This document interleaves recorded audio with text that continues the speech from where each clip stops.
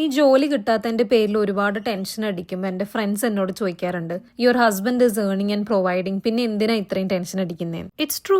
ഒരു മാരേജ് സിസ്റ്റത്തിൽ രണ്ടാളും അപ്പുറം ഇപ്പുറം സപ്പോർട്ട് ചെയ്യാന്നുള്ളതാണ് അതിന്റെ ഒരു കോൺസെപ്റ്റ്. പക്ഷെ കോളേജ് കഴിഞ്ഞപ്പോൾ മുതൽ ഏൺ ചെയ്യാൻ തുടങ്ങിയതുകൊണ്ടും ഫിനാൻഷ്യൽ ഫ്രീഡം എന്താണെന്ന് അനുഭവിച്ചത് കൊണ്ടും എനിക്കൊരു തിരിച്ചുപോക്ക്, ഒരാളുടെ അടുത്ത് ഡിപ്പെൻഡഡ് ആവുക, ഇതൊന്നും എനിക്ക് ആക്സെപ്റ്റ് ചെയ്യാൻ പറ്റാത്തൊരു കാര്യമാണ്. മാത്രമല്ല, ഐ എം എ ഫെമിനിസ്റ്റ്. അതുകൊണ്ട് I need to talk about this reel I came across a few days back. അതിൽ പറയുന്നത് എന്താണെന്ന് വെച്ച് കഴിഞ്ഞാൽ, ഒരു വുമണിന് വീട്ടിലിരിക്കാനും ഹൗസ് വൈഫ് ആകാനും ഉള്ള ചോയ്സ് കൊണ്ടുവന്നതാണ് ഫെമിനിസം എന്നാണ്. പക്ഷെ അത് ഫെമിനിസത്തിന്റെ ഇക്വാലിറ്റി എന്നുള്ള കോൺസെപ്റ്റിന് കോൺട്രഡിക്ടറി അല്ലേ? ഹൗസ് ഹോൾഡ് ഷോർസ് ആമ്പിള്ളേരും കൂടെ ചെയ്യണമെന്നാണെങ്കിൽ വീട്ടിലേക്ക് ഏൺ ചെയ്ത് കൊണ്ടുവരേണ്ട ഉത്തരവാദിത്വം പെമ്പിള്ളേർക്കും ഇല്ലേ? എന്നെ പിക്മി ആക്കുന്നതിന് മുമ്പ് ഞാൻ ഒരു എക്സാമ്പിളും കൂടെ തരാം. നമ്മുടെ സൊസൈറ്റിയിൽ റിച്ച് ആയിട്ടുള്ള ഒരു മെയിലും പുവർ ആയിട്ടുള്ള ഒരു മെയിലും എടുത്താൽ ആർക്കായിരിക്കും പ്രിവിലേജ് കൂടുതൽ? അപ്പൊ പിന്നെ പാട്രിയാർക്കൽ സൊസൈറ്റിയിൽ ഒരു പെണ്ണായ പുവറായ നിങ്ങൾക്ക് എന്ത് പ്രിവിലേജ് കിട്ടുമെന്നാണ് പറയുന്നത്? എല്ലാ കോൺസെപ്റ്റിനെയും ഗ്യാസ് ലൈറ്റ് ചെയ്യാൻ വേണ്ടി ഇങ്ങനെ കുറെ ആൾക്കാരുണ്ടാവും സൊസൈറ്റിയിൽ. Please don't fall for that. Being a housewife is never a choice. It's actually a trap.